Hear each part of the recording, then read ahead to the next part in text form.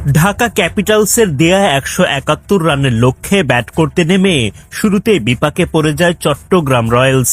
ইনিংসের প্রথম বলেই তাসকিন আহমেদ তুলে নেন মোহাম্মদ হারিসের উইকেট।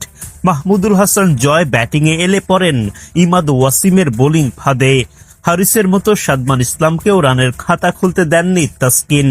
রান আউটের কবলে পড়েন চট্টগ্রামের ভরসার প্রতীক মোহাম্মদ নাইম।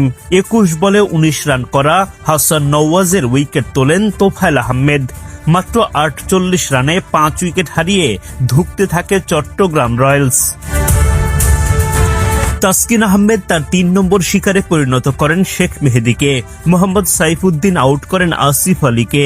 সাইফুদ্দিনের বলে উইকেট হারান তানভীর ইসলাম। এভাবে একের পর এক উইকেট হারিয়ে আর ম্যাচে ফেরা হয়নি চট্টগ্রামের। টুর্নামেন্ট থেকে বিদায় নেয়ার শেষ দিনে জয় পায় ঢাকা ক্যাপিটালস।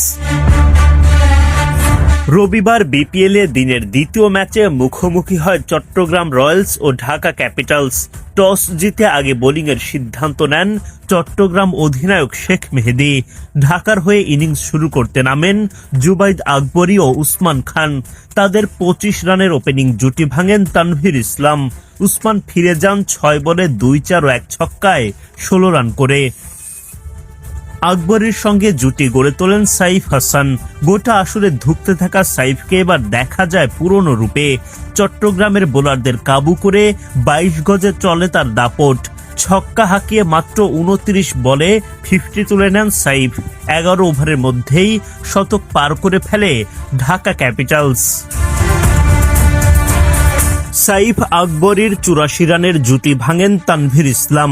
৩০ বলে ২ ছক্কা ১ চারে ২৯ রান করেন আকবরী। তানভীর তার করা পরের বলে ফেরান শামীম পাটোয়ারিকে। শূন্য হাতে ফিরে যান পাটোয়ারি। অপর প্রান্তে অবশ্য ঢাকার হয়ে আশার আলো জ্বালিয়ে রাখেন সাইফ হাসান। 50-র পর সেঞ্চুরির দিকেও এগিয়ে যান সাইফ, কিন্তু বেশ দূরে থাকতেই তার স্বপ্ন ভেঙে দেন মুকিদুল ইসলাম মুগ্ধ। ৪৪ বলে সমান ৫টি করে ছক্কা চারে ৭৩ রান করেন সাইফ। Strike rate ১৬৫। ১৩২ রানের চতুর্থ উইকেট হারায় ঢাকা। ৯ বলে ৯ রান করে ফিরে যান সাব্বির রহমান। মোহাম্মদ সাইফ উদ্দিন ও মোহাম্মদ মিঠুন জুটি গড়ে তোলেন। ১৫০ রানের গন্ডি পার করে ঢাকা। সেখানেই তারা থেমে থাকেননি।